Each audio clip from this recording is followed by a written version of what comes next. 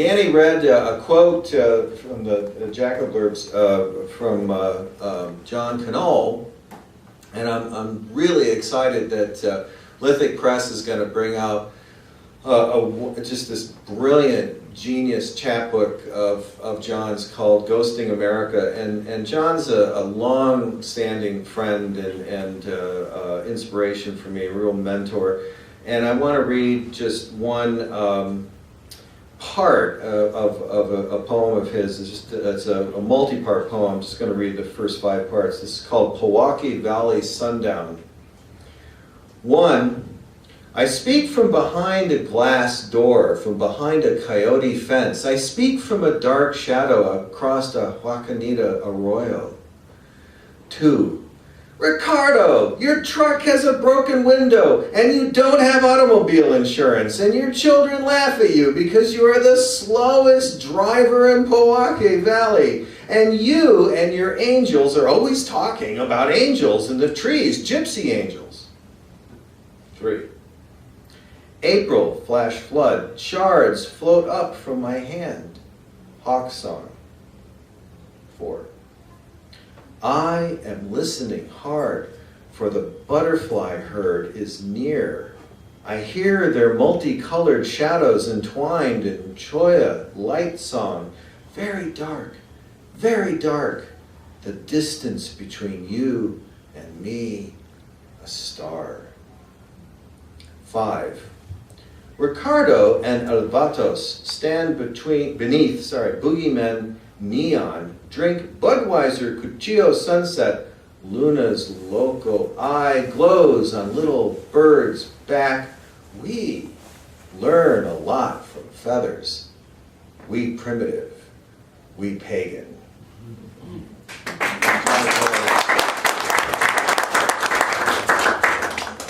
I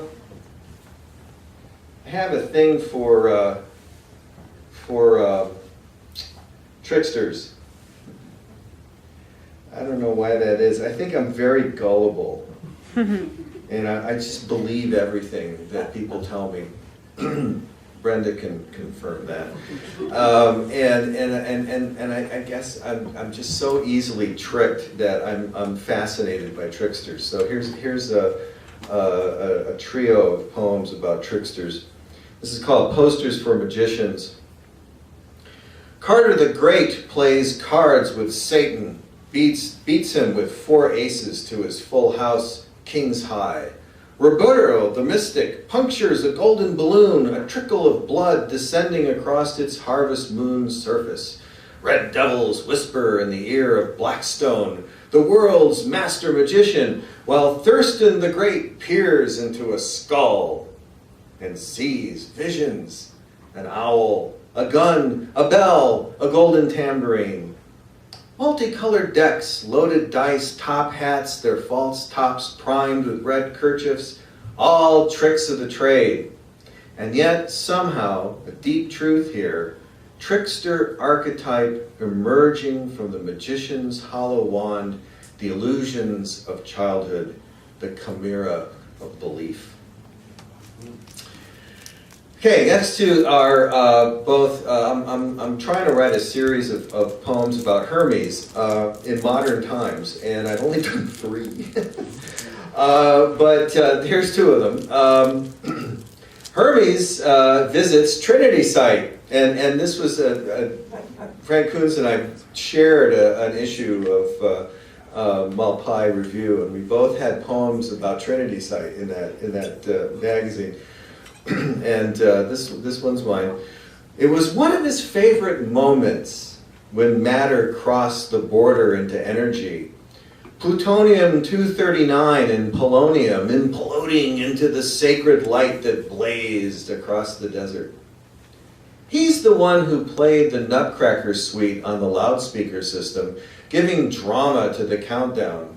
Stood invisible behind Oppenheimer, envied his pork pie hat, wished his half-brother Apollo had been there to see this ultimate blaze. Of course, Hermes is the inventor of fire, you see. So there he was at the first atomic blast. And they really, the Nutcracker Suite really did come over the loudspeaker system. Complete bizarre accident of radio waves. This one is about the hippie era. Hermes attends a Quicksilver Messenger Service concert. Definitely more than the realm of Dionysus than Apollo, he thought, but he did like the play of lights above the band, the flash of the microphone stands, and the Eleusinian mystery of mushrooms devoured by colorfully clothed devotees of the robed high priests on stage. The drummer especially intrigued him. Blur of sticks on stretched skins and big brass cymbals.